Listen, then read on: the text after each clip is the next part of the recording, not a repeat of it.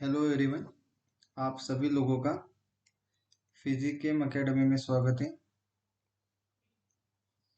यहाँ पे हम सब लोग मिलके आप लोगों की फिजिक्स और केमिस्ट्री इन दो सब्जेक्ट्स की आईआईटी जैम इस एग्ज़ाम की आईआईटी जैम इस एग्ज़ाम की प्रिपरेशन करवा रहे हैं। तो इस सिलसिले में पिछले महीने 3 कोर्सेज फिजिक्स के अंदर लॉन्च हुए थे। एक था मैथमेटिकल फिजिक्स का, एक था क्लासिकल मैकेनिक्स और एक था मॉडर्न फिजिक्स का। तो जिसमें से मैथमेटिकल और क्लासिकल जो था वो तन्मय और आशु ने पढ़वाया था, और जो मैथमेटिकल वाला पार्ट था वो मैंने लिया था। मॉडर्न फिजिक्स का पार्ट मैंने लिया था। मॉडर्न फिजिक्स के अंदर मैंने 3 चीज़ें करवाई थी। एक था ओल्ड क्वांटम मैकेनिक्स, उसके बाद एक था एटॉमिक और तीसरा था न्यूक्लियर। इन तीनों कंसेप्ट्स को काफ़ी बेसिक से हम लिखे गए थे, इनके क्वेश्चंस किए थे और मैंने कुछ टास्क आपको करने को बोला था। मैं आशा करता हूँ कि आप सभी लोगों ने वो किया होगा।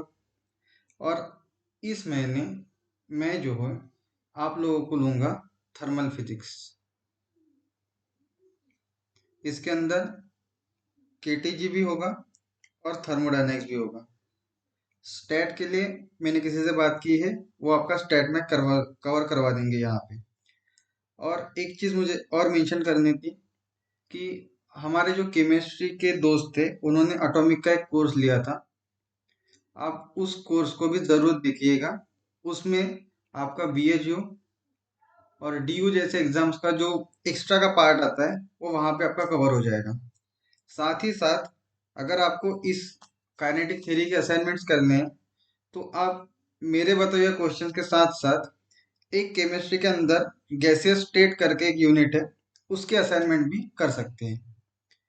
तो आज हम शुरू करते हैं काइनेटिक थ्योरी ऑफ गैसेस से, जिसके अंदर हम कुछ चीज़ें देखेंगे और इसके बाद लगभग 2 से 3 लेक्चर्स इसके होंगे। काफ़ी बेसिक से जाएंगे हम लोग और हर चीज़ यहाँ पे कवर होगी।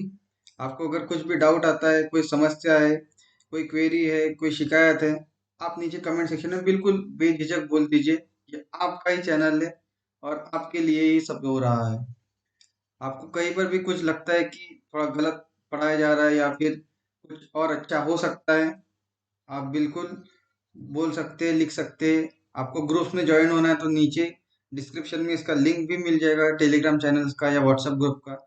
आप वहां से सीधा ज्वाइन कर सकते हैं और आपकी हर चीज आप पूछ सकते हैं वहां पे। तो आज के हम इस लेक्चर को देखते हैं। तो सबसे पहले जब हम काइनेटिक थ्योरी ऑफ गैसेस की बात करें तो इसके अंदर 2-3 चीजें हैं। जैसे एक गैसेस है, जो आप पता है कि जो किसी भी मैटर की जो स्टेट होती है कि सॉलिड हो जाए, फिर लिक्विड हो गया, गैस, प्लाज्मा और बोस आइंस्टीन वगैरह। तो इसमें जो हमारे सिलेबस में है, सिलेबस में किसी भी पार्ट के ऊपर अन्याय नहीं हुआ है। अगर सॉलिड की बात करें तो सॉलिड स्टेट फिजिक्स है या फिर जिसको कंडेंस मैटर बोलते हैं वो है।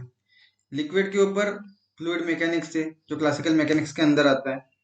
अब गैस के ऊपर क्यों छोड़े भाई इसको, तो गैस के लिए काइनेटिक थ्योरी आ गई। अब काइनेटिक जो है ये बताता है मोशन से रिलेटेड कि हम जो है गैस गैस की या गैस मॉलिक्यूल की मोशन की हम बात करेंगे इस टॉपिक में। तो जब हमको ये चीज देखनी है तो सबसे पहले हम गैस देखते हैं, गैस क्या होता है। जो फ्लो करता है बेसिकली, जिसको ना डिफाइनेट वॉल्यूम होता है ना डिफाइनेट शेप होता है, जो कहीं पर भी जा सकता है, जिसके अंदर रैंडमनेस बहुत ज्यादा होता है। ये बेसिक चीजें जो हम देखते थे यही सब गैस की प्रॉपर्टीज है। तो अब एक चीज होती है आइडियल। अब हम लोग भी जब पढ़ते हैं तो हम किसी को आइडियल मानते हैं अपना, या फिर किसी से इंस्पायर होकर कुछ करते हैं। तो जब हम गैसेस की बात करें तो यहाँ पर भी सेम चीज लागू होती है कि एक परफेक्ट गैस चाहिए कि उसकी प्रॉपर्टी क्या होगी। तो एक परफेक्ट गैस वो होता है जो गैस के जो लॉ है उनको स्ट्रिक्टली फॉलो करता है। ये जो है ये सबसे इम्पोर्टेंट वर्ड है कि स्ट्रिक्टली फॉलो करना। नहीं तो सारे ही गैस गैस लॉ को फॉलो करते हैं, लेकिन फिर उसमें पूरी तरह से फॉलो नहीं होते। कि अगर मैं किसी लॉ की बात करूँ कि जहाँ पे P जो है इनवर्सली प्रोपोर्शनल टू 1/v है, तो स्ट्रिक्टली फॉलो होगा। जैसे जैसे प्रेशर बढ़ेगा वैसे वैसे वॉल्यूम कम होगा। ये होगा आइडियल गैस के केस में। अगर कोई रियल गैस होगा तो वहां पे वी स्क्वेयर हो सकता है, वी माइनस ए हो सकता है। अब ए कोई कांस्टेंट ले लिया है मैंने, तो इस तरह से चेंज हो सकता है, या पी माइनस बी हो सकता है, कुछ भी हो सकता है। लेकिन आइडियल के केस में ये स्ट्रिक्टली फॉलो होगा। आप समझे इस चीज को? अब जब मैं आइडियल की बात करूं तो उसकी कुछ प्रॉपर्टीज होंगी, कुछ कैरेक्टरिस्टिक्स होंगे। जैसे हम किसी आइडियल स्टूडेंट्स की बात करें, तो आइडियल स्टूडेंट के भी कुछ ये होते हैं कि वो अच्छा पढ़ता है, अच्छा खेल लेता है। कुछ और चीजें होती है जो हम देखते हैं उसके अंदर कि वो स्पीच अच्छा दे देता है। तो वैसे ही कैरेक्टराइजेशन है कि आइडियल गैस के अंदर क्या होगी। तो सबसे पहले जो मॉलिक्यूल की साइज है वो जीरो होगी, कि मॉलिक्यूल को डायमेंशन नहीं होगा। एकदम पॉइंट मासेस होंगे जिनको डायमेंशन नहीं होगा। अब जब उनके अंदर कोई डायमेंशन नहीं है तो वो कोई फोर्स ऑफ अट्रैक्शन या रिपल्शन नहीं होगा। अब इससे क्या होता है, सैचुरेशन या फिर बाकी जो चीजें आती है, एक जगह पे ज्यादा गैस है एक जगह पे कम है, ये चीजें नहीं दिखाई देती। तो इस अट्रैक्शन और रिपल्शन ना होने के कारण वहां पे एक यूनिफॉर्मिटी आती है। एक यूनिफॉर्म होता है, डायमेंशन नहीं है तो वहां पे कोई कोलिजन का खतरा नहीं है। पॉइंट मासेस है तो वहां पे कोलिजन जो होगा वो जीरो हो जाएगा, या इलास्टिक कोलिजन हो जाएगा, आप ऐसे बोल सकते हैं। तो ये एकदम आइडियल केसेस है। तो अब जो हमने गैस लॉ देखे थे कि कुछ गैस लॉ है, इन गैस लॉ का 5 या 6 गैस लॉज है, ये हम देखेंगे। और ये गैस लॉ एकदम इजी है, एक एक स्टेटमेंट के गैस लॉज हैं। आपको कुछ ज्यादा ध्यान में नहीं रखना, लेकिन एग्जाम में सीधा क्वेश्चन आता है तो आपको इनको यूज करना पड़ता है। और ये गैस लॉ काफी पहले के टाइम पे है, मतलब ये 1600 या 1700 में डिस्कवर हुए हैं। तो ये उस टाइम के कंडीशन के हिसाब से उन्होंने इनको दिया था। तो काफी छोटे मोटे एक्सपेरिमेंट करके ही ये गैस लॉज आए हैं, कि किसी प्रेशर कुकर के अंदर कुछ करके कुछ किया हो, और वहां से टेम्परेचर प्रेशर का रिलेशन, टेम्परेचर वॉल्यूम का रिलेशन, ये सब चीजें निकाली। तो सबसे पहले बॉयल महाराज जो थे उन्होंने लॉ दिया अपने नाम से, कि अगर मैं टेम्परेचर को कांस्टेंट कर दूं, एट कांस्टेंट टेम्परेचर मेरा जो वॉल्यूम होगा वो प्रेशर के इनवर्सली प्रोपोर्शनल रहेगा। ये बोला बॉयल्स लॉ के अंदर। तो इसका बेसिकली मतलब ये होता है कि अगर मैं किसी भी सब्सटेंस के ऊपर अगर प्रेशर बढ़ाता हूँ तो क्या होगा। सब्सटेंस इन द सेंस कि यहाँ पे गैस की बात हो रही है, क्योंकि सॉलिड के अंदर अगर प्रेशर आप बढ़ाओगे तो वो टूट जाएगा। तो गैस के अंदर अगर आप प्रेशर बढ़ाते हो तो उसका वॉल्यूम अपने आप कम हो जाएगा। जैसे आप एक चीज देखते हो कि आपके घर पे जो सिलेंडर आता है तो उसके अंदर गैस काफी प्रेशर से भरा जाता है। अगर वही गैस आप खुले में छोड़ दो तो पूरे रूम में या फिर पूरे घर में पूरे एरिया में फैल जाएगा। लेकिन हम उसको काफी कंडेंस करते हैं प्रेशर देके, तो प्रेशर से उसका वॉल्यूम कम हो जाता है। अगर हम किसी और चीज के ऊपर प्रेशर देते हैं तो उसका साइज थोड़ा कम होने लगता है। तो ये जो बेसिक ऑब्जर्वेशन हम लोगों ने भी किया था, ये लो वही है। अब जब यहाँ पे इनवर्स रिलेशन है तो एक ये चीज आती है कि पीवी बराबर कोई कांस्टेंट होगा। जब ये चीज होगी तो इसका ग्राफ आप सीधे सीधे निकाल सकते हो इस तरह से। ये बेसिक ग्राफ आपको पता है कैसे ड्रॉ करना है। सेकंड लॉ है चार्ल्स का। बेसिकली इन लोगों ने क्या किया है, प्रेशर, वॉल्यूम और टेम्परेचर, इन 3 पैरामीटर्स को अल्टरनेटली चेंज करके ये लॉ बनाया। कहीं पे प्रेशर वॉल्यूम के बीच में बनाया, कहीं पे वॉल्यूम टेम्परेचर के बीच में, कहीं प्रेशर टेम्परेचर के बीच में। अगर इससे भी इनका मन नहीं भरा तो फिर इसी में थोड़ा सा चेंज करके डेंसिटी ले लिया, वेलोसिटी ले लिया, कुछ और ले लिया, नंबर ऑफ एटम्स ले लिए।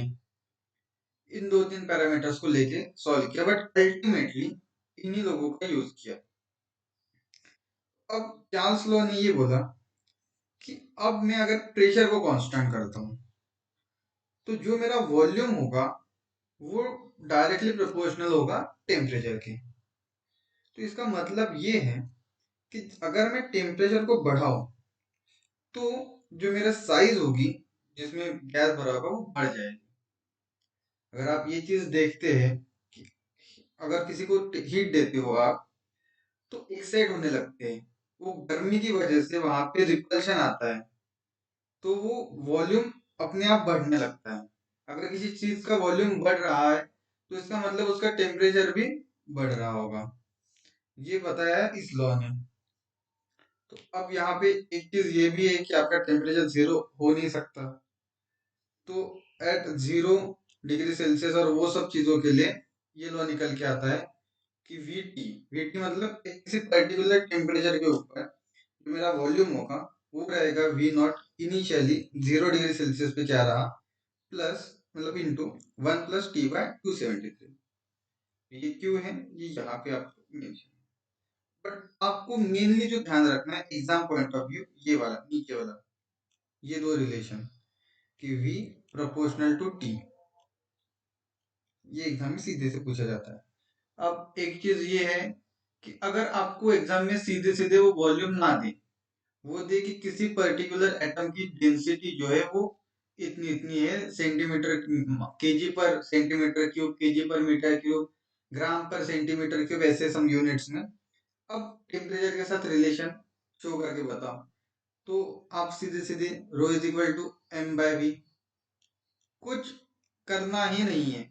जो बेसिक पढ़ के आए बस उन्हीं फॉर्मूलों को यूज करके सीधा टिक करके आना है, उसमें कुछ रखा नहीं है, बस घुमाने के लिए वो कुछ भी दो चार वर्ड्स इधर उधर के बोल देता है। अब मास जो होगा वो कांस्टेंट लेके जाएगा, बोल देगा कि 1 ग्राम है। अरे भाई 1 ग्राम है ठीक है, इसको हटाओ। बस रो जो है इनवर्सली प्रोपोर्शनल है वी के, बट वी डायरेक्टली प्रोपोर्शनल है टी के, तो रो इनवर्सली प्रोपोर्शनल हुआ टी के, बात खत्म, पैसा आ जाओ। अब जब डायरेक्ट रिलेशन है v प्रोपोर्शनल टू t या t प्रोपोर्शनल टू v, बस सीधा ये ले लो आप। ये ग्राफ आप इजीली ड्रॉ कर सकते हो, इसमें कुछ खास बात नहीं है। जैसे हमने अभी सबसे पहले देखा टेम्परेचर को कांस्टेंट किया, सेकंड में प्रेशर को कांस्टेंट किया, अभी नंबर है वॉल्यूम का। तो वॉल्यूम कांस्टेंट करने का काम किया गेलुकास साहब ने। इन्होंने कहा कि अगर मैं वॉल्यूम को कांस्टेंट करता हूँ तो जो प्रेशर होगा वो डायरेक्ट प्रोपोर्शन में होगा टेम्परेचर के, बस बाकी कुछ भी नहीं। कि जैसे जैसे मैं टेम्परेचर को बढ़ाऊंगा मेरा प्रेशर भी अपने आप बढ़ता जाएगा। ये चीज सेम फॉर्मूला जैसे वॉल्यूम का था, बस वॉल्यूम को v से रिप्लेस किया t ने, बाकी सेम चीज सेम फॉर्मूला। इसके बाद डाल्टन साहब ने एक चीज बताई कि अगर किसी गैस के अंदर मिक्सचर है अलग अलग गैसेस का, तो वहां पे जो प्रेशर एग्जर्ट होगा वो समेशन रहेगा हर इंडिविजुअल एटम की वजह से। कि जैसे अगर किसी सैंपल में A B C D 1 2 3 इतने सब हैं, तो जो प्रेशर रहेगा टोटल प्रेशर वो रहेगा ए की वजह से, बी की वजह से, सी की वजह से, डी की वजह से, 1 2 3 और ये चलते रहेगा। ये बात इन्होंने बताई। फिर एवोगैड्रो साहब बोले कि अब जो है तुम लोगों ने प्रेशर चेंज किया, वॉल्यूम चेंज किया, टी चेंज मतलब इनको कांस्टेंट रखा और रिलेशन फाइंड आउट किया। एक एक चीज को अभी तक कांस्टेंट रखा था, तीनों को ही कांस्टेंट रख दो। अब तीनों को कांस्टेंट रखोगे तो जो नंबर ऑफ एटम्स होंगे वो दोनों सेम हो जाएंगे। अब ग्राहम्स लॉ ने एक और आगे की बात दी। अब तक ये हुआ कि एक चीज कांस्टेंट थी, फिर अभी एवोगैड्रो साहब की वजह से तीन चीजें कांस्टेंट होगी। इन्होंने कहा मैं दो चीजों को कांस्टेंट रखूंगा, कि टेम्परेचर और प्रेशर, इन दोनों को कांस्टेंट कर दिया।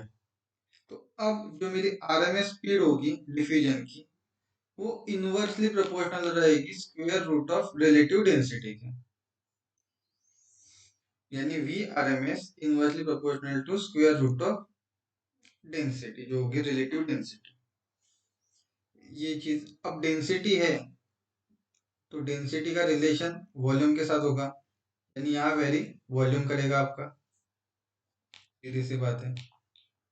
अब यहाँ पर भी आपका जो ग्राफ आएगा वो इसी तरह से आएगा, बस एक ऐसे दो ग्राफ जो होते हैं इनमें फर्क देखना आपने कि जो प्रेशर और वॉल्यूम का ग्राफ था और आरएमएस वेलोसिटी और अपना रूट डेंसिटी का था, ये ग्राफ और ये ग्राफ में थोड़ा सा अंतर आता है, वो ग्राफ थोड़ा सा ऐसे नीचे से जाता है। ये चीज देखना, क्योंकि एग्जाम में हमेशा ऐसे ही दो ग्राफ देके कंफ्यूज किया जाता है, लेकिन कंफ्यूज बिल्कुल नहीं होना है, सीधा गोली मार के आ जाना है। तो अब तक हमने देखा आइडियल गैस की बात की, उसके कैरेक्टरिस्टिक्स देखे और उसके कुछ लॉज देखे। अब इन सारे लॉ को कंबाइन करके एक इक्वेशन आता है जिसको कहते हैं इक्वेशन ऑफ स्टेट, और ये इक्वेशन ऑफ स्टेट कहता है कि P V is equal to N R T. इस लॉ को देखो और यहां से अभी आपके सारे रिलेशन जो है ऊपर के प्रूव हो जाएंगे।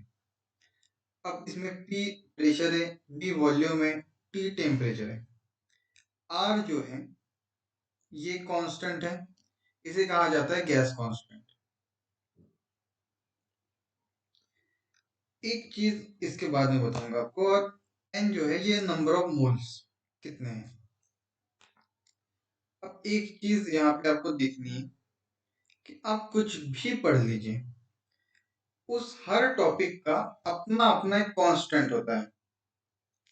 जैसे आप अगर, जैसे मैंने मॉडर्न फिजिक्स पढ़ाया था, तो मॉडर्न फिजिक्स के अंदर अपना कांस्टेंट था एच कट, आप एच बोल दीजिए, प्लैंक कांस्टेंट। उसके बाद अगर आप रिलेटिविटी पढ़ते हैं तो रिलेटिविटी का कांस्टेंट है स्पीड ऑफ लाइट। ये दो कांस्टेंट हो गए। आप इलेक्ट्रिसिटी में जाइए, एप्सिलॉन या फिर के बोल दीजिए। अगर मैग्नेटिज्म में म्यू, ऑप्टिक्स में रिफ्रैक्टिव इंडेक्स। उसके बाद यहाँ पर आर गैस कांस्टेंट। हर जगह पर अपना अपना एक कांस्टेंट है, बाकी कुछ भी नहीं है। हर किसी ने अपना कांस्टेंट लेके रखा है, तो ये कांस्टेंट आपका हर जगह थर्मोडायनेमिक्स में आ जाएगा। फिर आपकी एनर्जी निकालनी हो, प्रेशर निकालना हो, कोई और इक्वेशन दे रखी हो, वर्क डन निकालना हो, हर जगह पर ये आपको लग जाएगा। तो अब जो केमिस्ट्री वाले होंगे वो ये चीज काफी भली भांति समझते हैं कि नंबर ऑफ मोल्स हम किस तरह से देते हैं। तो ये होता है मास अपॉन मोलर मास, ये रेशियो होता है नंबर ऑफ मोल्स, या फिर number of atoms upon Avogadro number, इन दोनों का रेशियो भी होता है नंबर ऑफ मोल्स। तो कभी कभी ऐसे दे देगा, बोल देगा 8 ग्राम ऑफ ऑक्सीजन, ठीक है। और अब वो बाकी पैरामीटर्स देके आपको पूछेगा कि वॉल्यूम निकाल के दो या टेम्परेचर निकाल के दो, बाकी आपको प्रेशर और ये सब दिया रहेगा। तो ऑक्सीजन O2 बोल दीजिए, ऑक्सीजन का यहाँ पे एक खेल और देख लीजिए, वो बोलेगा ऑक्सीजन, और यहाँ पे रहेगा एटम, ऑक्सीजन मॉलिक्यूल। अगर वो लिखता है एटम तो आप मास लेंगे 16, मॉलिक्यूल लिखता है मास लेंगे 32, और फिर इसके जितने भी नंबर ऑफ एटम्स बनते हैं लिख लीजिए। बस इसी वे से आपको गुमराह करेगा यहाँ पर, तो गुमराह होना नहीं है, सीधा ठोक के आना है इसको। और अगर यहाँ पे मैं मास 1 ले लेता हूँ और ये सब करता हूँ तो ये गैस कांस्टेंट बन जाता है कि हर अपनी अपनी गैस का अलग अलग, और ये सब इस गैस कांस्टेंट से रिलेटेड इंफॉर्मेशन है। इसका ऐसा यूनिट देख लीजिए, यूनिट हमेशा देखना है आपको, क्योंकि वो यहाँ पे और मोल इनवर्स और डिग्री सेल्सियस इनवर्स ये दे देगा यहाँ पर यूनिट में, और बाकी चीजें स्टैंडर्ड यूनिट में रहेगी, तो आपको इसको कन्वर्ट करना पड़ेगा। तो यूनिट हमेशा समझिए। और एक बात यहाँ पे देखने वाली ऐसी है कि थर्मोडायनेमिक्स में अगर आपको एनर्जी पूछता है या कुछ भी पूछता है, दो ही यूनिट में पूछेगा, या तो जूल में पूछेगा या तो कैलोरी में पूछेगा, इसके अलावा नहीं पूछेगा। आप इसको अप्रोक्सीमेटली 8.4 बोल सकते हो, इसे अप्रोक्सीमेटली 2 बोल सकते हो। एग्जाम में जब भी आपको यूज करना हो, आप इतने बड़े वैल्यूज को याद मत रखना, इन वैल्यूज को याद रख लेना, 8.4 और 2 को। इससे आपका कैलकुलेशन काफी इजी हो जाएगा। और एक चीज ये होती है कि क्वेश्चन में ये चीज नहीं दी होती तो आपको इसको याद करना पड़ता है, पहली बात। या अगर क्वेश्चन के हिसाब से उसको चेंज करना है तो वो कुछ चीजें वहां पे ऐसे स्पेसिफिकली मेंशन करता है। जैसे आपको पाई की वैल्यू में पता होगा 3.14 और 22/7। कभी कभी अगर उसने कुछ एरिया वेरिया में इसके फॉर्म में दे रखा है कि 44 स्क्वायर सेंटीमीटर है, तो उस टाइम पे आपको 22/7 यूज करना प्रेफरेबल होता है, क्योंकि वहां से वो कट इजीली जाता है। तो ये चीज ध्यान में रखना। जैसे मैं न्यूमेरिकल में बता न्यूक्लियर में बता रहा था कि आपको लॉन 2 कब यूज करना है और 0.693 कब यूज करना है, ये चीज को बड़ा ध्यान से देख लेना। यही पे खेल खेल लेते हैं ये लोग। उसके बाद है 1 मोल गैस क्या होता है, कि भाई 1 मोल गैस क्या होता है। यहाँ पे n इज इक्वल टू 1 है। 1 मोल गैस मतलब ऐसा गैस कि जहाँ पे उसका मास और मॉलिक्यूलर वेट सेम है, तभी तो ये 1 बना है। ये क्या होता है, m/m। अगर उसका मास और मॉलिक्यूलर मास सेम हो तभी ये 1 देगा। तो उस टाइम पे जब n मेरा 1 है, तो नंबर ऑफ मॉलिक्यूल्स या नंबर ऑफ एटम्स जो भी प्रेजेंट रहेंगे वो एवोगैड्रो नंबर के बराबर रहेंगे। और एवोगैड्रो नंबर होता है जिसको आप Na से लिख सकते हैं 6.023 10⁻23। ये भी एक कांस्टेंट है, एवोगैड्रो ने दिया हुआ, शायद आपको याद होगा, अगर नहीं होगा तो इसको याद कर लेना। ठीक है, ये आपको सॉलिड स्टेट फिजिक्स में भी काम आएगा, केटीजी में भी काम आएगा, दोनों जगह काम आएगा। और जो स्टैंडर्ड वॉल्यूम होता है वो होता है 22.4 लीटर का नॉर्मल टेम्परेचर प्रेशर। अब नॉर्मल टेम्परेचर प्रेशर क्या होता है, बेसिकली दो चीज होती है। एक होता है स्टैंडर्ड एसटीडी और एक होता है नॉर्मल। स्टैंडर्ड मतलब एक कोई प्रेसेस पैरामीटर्स को मेजर करके लिख दिया है कि हाँ ये ही इसका स्टैंडर्ड है। कि जैसे 1 मीटर के लिए हमने कुछ स्टैंडर्ड बना रखा है, यूनिट मेजर करने के लिए, लेंथ मेजर करने के लिए, ये स्टैंडर्ड है। 1 मीटर मतलब इतना ही होगा, उसके अलावा कुछ नहीं होगा। उसको रेफरेंस लेके ही हम आगे चलते हैं। ठीक है, और कुछ होता है नॉर्मल, जो एक रूम टेम्परेचर आप बोल सकते हो नॉर्मली, जो नॉर्मली आमतौर पे मिलता है। जैसे स्टैंडर्ड जो होते हैं, एकदम स्टैंडर्ड लोग है, ये बहुत स्टैंडर्ड है, जैसे उनका रहना खाना सब चीज अलग है। और एक होते हैं आम लोग हमारे जैसे, तो ये यहाँ पर भी लागू होता है। नॉर्मल टेम्परेचर प्रेशर मतलब नॉर्मली क्या रहता है, तो यहाँ पे 20 डिग्री लिखा है, लेकिन इसको 20 डिग्री से 30 डिग्री तक आप मान सकते हो। अगर एग्जाम में आपको एनटीपी या नॉर्मल टेम्परेचर बोले और कुछ भी मेंशन करके नहीं रखा है, आप 300 केल्विन लिख के आ जाएंगे। 300 केल्विन यानी 27 डिग्री सेल्सियस, बस। और नॉर्मल प्रेशर जो होता है वो 1 atm और वॉल्यूम 22.4 लीटर। एग्जाम में एक चीज ध्यान रखनी है आपको, जो टेम्परेचर होता है आपको काफी बार डिग्री सेल्सियस में देते हैं, वॉल्यूम आपका स्टैंडर्ड यूनिट्स में रहता है, और फाइनल आंसर भी आपको डिग्री में पूछते हैं। तो आपको डिग्री सेल्सियस को केल्विन में कन्वर्ट करना पड़ेगा। केल्विन में कन्वर्ट करने के बाद आप उसको सॉल्व करेंगे और फिर उसको डिग्री में कन्वर्ट करेंगे। तो ये चीज आपको पता होगी यहाँ पे कि 1 डिग्री सेल्सियस को अगर मुझे केल्विन में कन्वर्ट करना है तो उसके अंदर 273 ऐड करना पड़ेगा, तो बराबर 274। ये हो गया मेरा केल्विन में। इसको लेके आप सॉल्व करेंगे। वो काफी बार बोलता है कि एक गैस है जिसका वॉल्यूम इनिशियली कुछ भी था, वो फाइनली टी टेम्परेचर के बाद जो है, टीएफ टेम्परेचर के बाद 4 टाइम्स हुआ है। तो अब उसका टेम्परेचर क्या होगा ultimately? Initial temperature 27 degree Celsius था, 27 डिग्री सेल्सियस। अब आपको इसको ऐसे नहीं करना कि 27 का 4 गुना करके हम इसको 108 लिख दिए। अगर ये चीज करते हो आप तो वहां पे आपका आंसर गलत हो जाएगा। अगर आप 108 लिख के आते हो तो ये आपका आंसर गलत है। आपको इसको सबसे पहले कन्वर्ट करना पड़ेगा केल्विन में। 300, 300 का 4 गुना 1200, 1200 में से 273 घटाओ और जो आंसर आएगा वो आपका आंसर होगा। और अभी जो स्टैंडर्ड की बात करें हम, तो स्टैंडर्ड होता है 0 डिग्री सेल्सियस और 1 बार प्रेशर। ये मेरा स्टैंडर्ड टेम्परेचर और प्रेशर। एब्सोल्यूट जीरो टेम्परेचर क्या होता है बेसिकली? तो एब्सोल्यूट जीरो का मतलब होता है 0 केल्विन, ना कि 0 डिग्री सेल्सियस।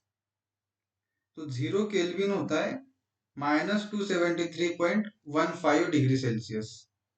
आपको इसको सीधे सीधे आप -273 भी बोल सकते हो, ये 0.15 को निग्लेक्ट कर दो। और ये होता है सबसे मिनिमम टेम्परेचर। इसके नीचे निगेटिव में टेम्परेचर नहीं जाता है, निगेटिव टेम्परेचर का कोई कंसेप्ट नहीं है। आपका टेम्परेचर 0 से लेके ही आगे चलाएगा जितना भी होगा, और ये पॉजिटिव क्वांटिटी रहेगी हमेशा। टेम्परेचर हमेशा एक पॉजिटिव क्वांटिटी रहेगी, ये निगेटिव नहीं है। तो ये, और जीरो, एब्सोल्यूट जीरो आप अचीव भी नहीं कर सकते। जहाँ पे एब्सोल्यूट जीरो अचीव हो जाएगा काफी सारी चीजें चेंज हो जाएगी। आप, लेकिन जो अब तक हुआ है कि जीरो के काफी नजदीक जाके टेम्परेचर चेक हुआ है। और ये चीज आपने सुपर कंडक्टिविटी और इन सब में भी देखी होगी कि वहां पे हमने मिनिमम टेम्परेचर को अचीव करने की कोशिश की है, कि हीलियम, लिक्विड नाइट्रोजन, इन सब का यूज करके हम 4 केल्विन, 2 केल्विन यहाँ तक पहुंच पाए, मतलब इससे भी नीचे पहुंच पाए, 0.0001 ऐसे भी टेम्परेचर हमने अचीव कर रखे हैं, लेकिन एब्सोल्यूट जीरो नहीं अचीव हुआ है। तो अब ये देखते हैं, जब हम क्लासिकल मैकेनिक्स देख रहे थे वहां हम एक परफेक्टली रिजिड बॉडी की बात करते हैं, परफेक्टली सॉलिड जो होता है कि जिसमें कुछ चीजें बेंडिंग या फिर वो सब चीजें नहीं होती है। बट जब आइडियली हम देखते हैं तो वहां पर ऐसा कुछ होता नहीं है, हम कुछ चीजों को अज्यूम करते हैं। जैसे हम ब्लैक बॉडी की बात कर रहे थे तो कोई भी आइडियल ब्लैक बॉडी नहीं थी। हम लोगों ने पेरिस ब्लैक बॉडी को अज्यूम किया था या लैम्प ब्लैक को अज्यूम किया था कि हाँ ये आइडियली, इसको प्रैक्टिकली आप मान सकते हो कि ये जो है ये आइडियल ब्लैक बॉडी है, ये बिहेव करता है। वैसे ही आइडियल गैस नाम की कोई चीज इस दुनिया में अपना अस्तित्व नहीं दिखाती है, ये मात्र एक काल्पनिक घटना है। तो जो भी रियल लाइफ गैसेस है, जैसे हाइड्रोजन हो गया, नाइट्रोजन, ऑक्सीजन, हीलियम, ये सब रियल गैसेस है। लेकिन इनके ऊपर अगर आप कुछ पैरामीटर्स लगाते हो एक्सटर्नल, तो वो आइडियल गैस की तरह बिहेव करते हैं। अब इन 3-4 लोगों का नाम क्यों? तो इनका जो बॉइलिंग टेम्परेचर और प्रेशर वगैरह है ये काफी नीचे है। इनका -268 डिग्री सेल्सियस हीलियम का जो है बॉइलिंग पॉइंट, और ये सब चीजें आती है वहां पे। तो इतना नीचे अगर कोई जाता है तो वो इजीली लिक्विफाई नहीं होते हैं, वो अपने साथ ज्यादा रिपल्शन अट्रैक्शन शो नहीं करते, थोड़ा इनर्ट की तरह बिहेव करते हैं। तो उन चीजों की वजह से इनको आप बोल सकते हो कि हाँ भैया तुम आइडियल हो। जैसे आइडियल स्टूडेंट भी नहीं होता है, लेकिन हम कुछ स्टूडेंट्स को अज्यूम करते हैं जो क्लास में हमेशा टॉप करते हैं कि भाई हाँ ये है आइडियल स्टूडेंट, कि अच्छा गा लेता है, अच्छा डांस कर लेता है, अच्छा ये कर लेता है। आइडियली नहीं है वो, लेकिन हम उसको मानते हैं। अब हम किसी रियल गैस को कब मानते हैं कि वो आइडियल गैस है? तो उसकी दो कंडीशन है। सबसे पहली, कि जब प्रेशर आपका बहुत कम हो, बहुत मतलब बहुत ही कम, क्योंकि नॉर्मल प्रेशर क्या है आपका 10⁵ के रेंज में आता है पास्कल। लेकिन यहाँ पे प्रेशर बहुत कम है, ये 10 के ऑर्डर में भी नहीं है, इस ऑर्डर में भी नहीं है प्रेशर, माइनस में चाहिए ये प्रेशर। और टेम्परेचर मेरा बहुत हाई चाहिए। जब ये दो चीजें होंगी तो ही मैं किसी रियल गैस की इक्वेशन को या रियल गैस को आइडियल गैस की तरह मान सकता हूँ, और वो गैस भी उस तरह बिहेव कर सकता है। अब इसके बाद एक चीज है, जो है बोल्ट्जमैन कांस्टेंट। बोल्ट्जमैन भाई साहब जो थे, इन्होंने बोले कि भाई सब लोग अपना अपना कांस्टेंट दे रहे हैं, तो मैं भी पीछे नहीं रहूंगा, मैं भी अपना कांस्टेंट दे के ही रहूंगा। इस दुनिया में नया एक चीज आके रहेगी। तो इन्होंने अपना कांस्टेंट दिया जिसको के बी, बोल्ट्जमैन कांस्टेंट, और जो है रियल मतलब गैस कांस्टेंट और एवोगाड्रोस नंबर का रेशियो। तो ये जो है इसको जब सॉल्व किया तो ये आया J/K, इसका ऐसा यूनिट। आपको ये चीज पता है, PV/NT, ये है आपका R अपॉन N, N से N गायब। तो PV/T, PV होता है वर्क डन, वर्क डन का एग्जांपल जूल बाय के। एकदम इजी है। जब इनको वैल्यूज आप डालते हो कांस्टेंट्स की, 8.314 अपॉन 6.023 10⁻23, तो आपकी वैल्यू निकल के आती है 1.38 इंटू 10⁻−23। ये वैल्यू भी आप ध्यान रखना। और खास तौर से स्टैट मैथ में बोल्ट्जमैन कांस्टेंट का बहुत यूज है।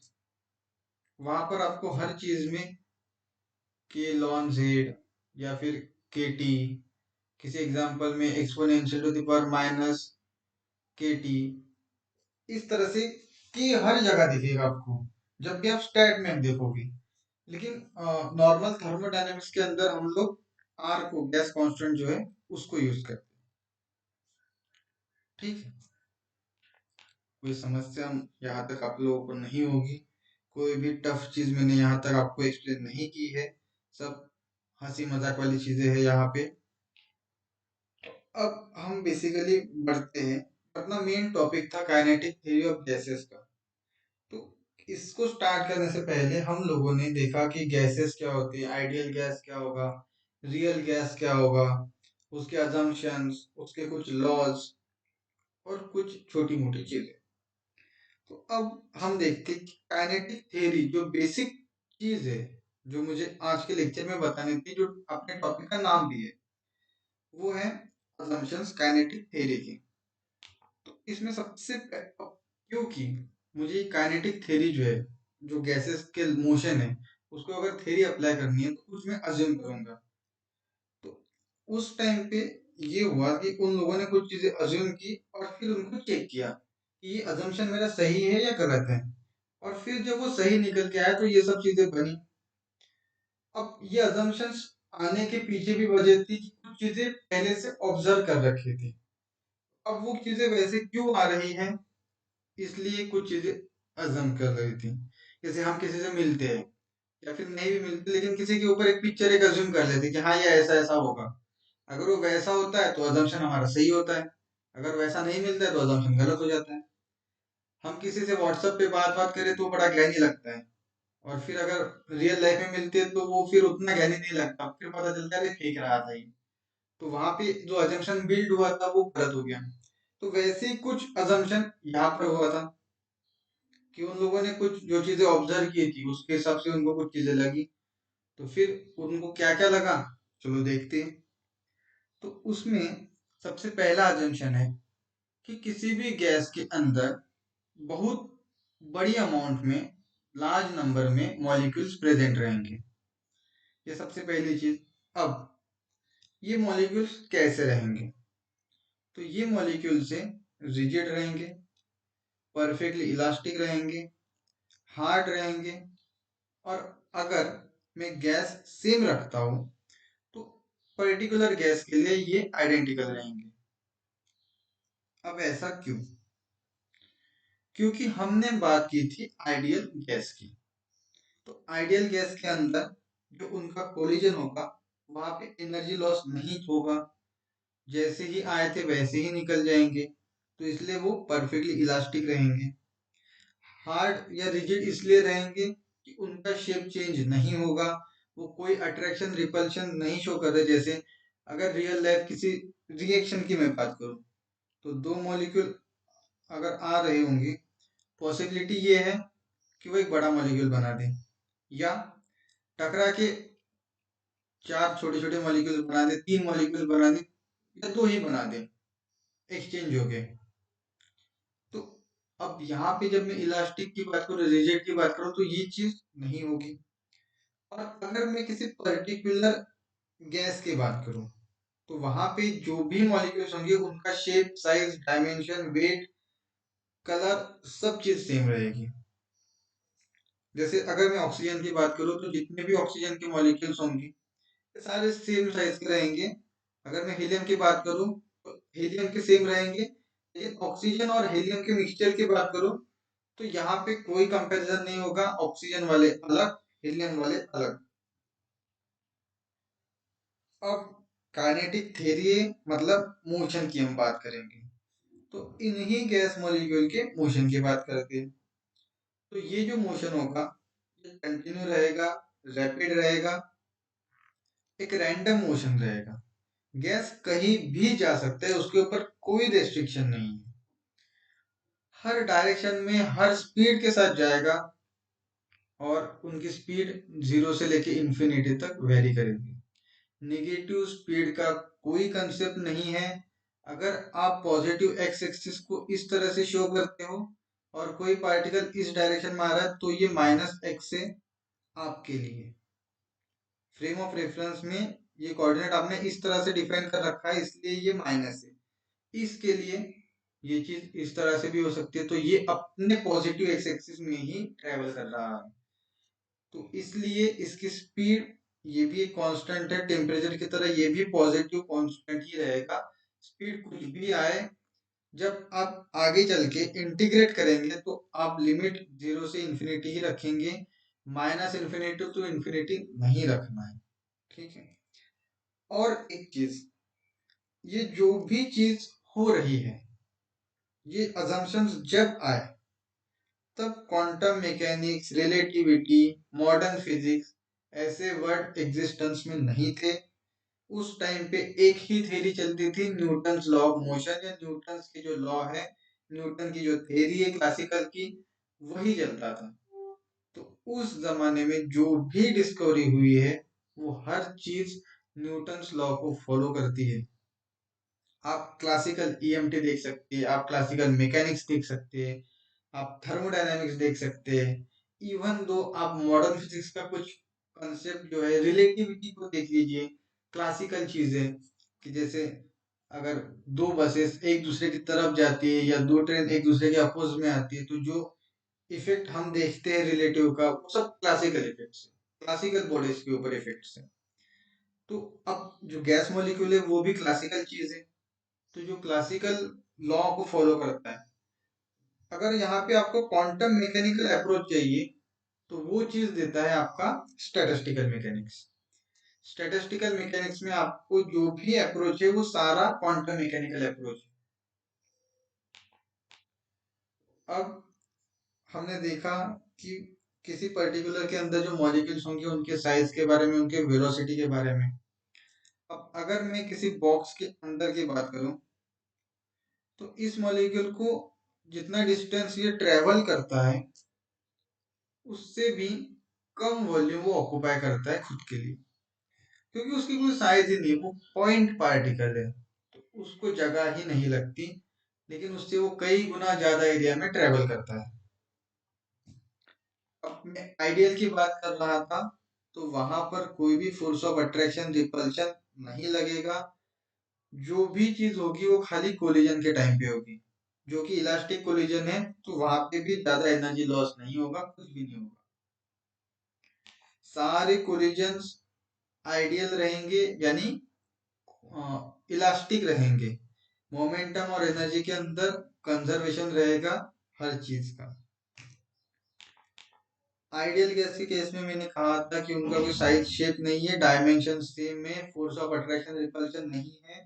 इसका मतलब वो एक जगह पे कॉन्सेंट्रेटेड नहीं रहेंगे, वो यूनिफॉर्मिटी जो है वो आ जाएगी उसके अंदर। अगर अट्रैक्शन या रिपल्शन रहता है तो किसी जगह पे कॉन्सेंट्रेशन बहुत ज्यादा रहेगा, कहीं कहीं पे कॉन्सेंट्रेशन बहुत कम रहेगा। ये अजम्पशन था इसका। एक चीज ये है मीन फ्री पाथ नाम से। अब यहाँ पे एक चीज है मीन और एक ही फ्री पाथ। फ्री पाथ वो होता है कि बेसिकली एक कंटेनर के अंदर आपके सारे मॉलिक्यूल्स हैं और वो जा रहे हैं। तो जैसे आप ये चीज बोल सकते हो कि आप ह्यूमंस को अज्यूम कर लो और आप किसी रास्ते से जा रहे हो।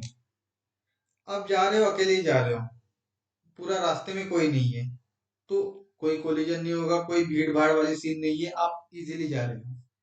फिर रास्ते में जैसे जैसे लोग आते हैं, भीड़ बढ़ती है, तो आप उतना फ्रीली ट्रेवल नहीं कर पाते, कुछ रेस्ट्रिक्शंस आते हैं। और ऐसे अगर आप घर से कॉलेज तक या कहीं पर भी जा रहे हो, तो जो जितने कॉलेजेस आएंगे उन सबका, जो जिन रास्ते के बीच में आप फ्रीली ट्रेवल किए, उन सबका अगर एवरेज लो तो वो होगा आपका मीन फ्री पाथ। यही चीज होती है मॉलिक्यूल के साथ, कि बेचारा मॉलिक्यूल जो है अगर वो फ्रीली जा रहा है, तो वो एक चीज कि जैसे यहाँ से वो फ्रीली यहाँ तक गया, यहाँ पे उसको कोई मिल गया और यहाँ से बातचीत करके फिर वो ऐसे आ गया, यहाँ पे कोई मिल गया, यहाँ से यहाँ आ गया, ऐसे आ गया।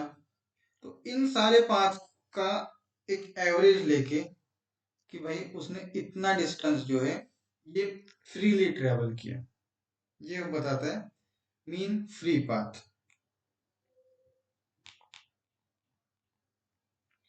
और ये चीज होती है कि अब इनके डायमेंशंस है नहीं और पार्टिकल बहुत दूर है। जब पार्टिकल्स बहुत दूर है तो वहां से आके कोलिजन करने में जो टाइम लगता है वो कोलिजन के टाइम से बहुत ज्यादा होता है। कि समझो आपको किसी दोस्त से मिलना है, आप मुंबई में रहते हो और आपका दोस्त दिल्ली में रहता है, और वहां से आप कहीं पे मिल रहे हो, समझो आप भोपाल में मिल रहे हो, आप मिले और आपका तुरंत ट्रेन या प्लेन है, तो आपको ट्रेवल करके 4 घंटे लगे आने में, 1 घंटा आप मिले और फिर निकल गए, तो जो आपका आने का टाइम है वो बहुत ज्यादा है मिलने के टाइम से। सेम चीज यहाँ पर भी। अब दो तीन छोटे मोटे कंसेप्ट हैं, ये एग्जाम में पूछे जाते हैं, TIFR वगैरह जैसे एग्जाम में यहीं पे क्वेश्चन घुमाते हैं वो। तो एक होता है मीन वेलोसिटी या एवरेज वेलोसिटी, कि जितने भी मॉलिक्यूल्स हैं सबका वेलोसिटी का अगर मैं एवरेज लूं, तो मतलब summation of CI upon n, जो यहाँ पे n होगा मेरा, मीन स्क्वायर वेलोसिटी, अब सारी वेलोसिटी का स्क्वायर करके मीन ले लो।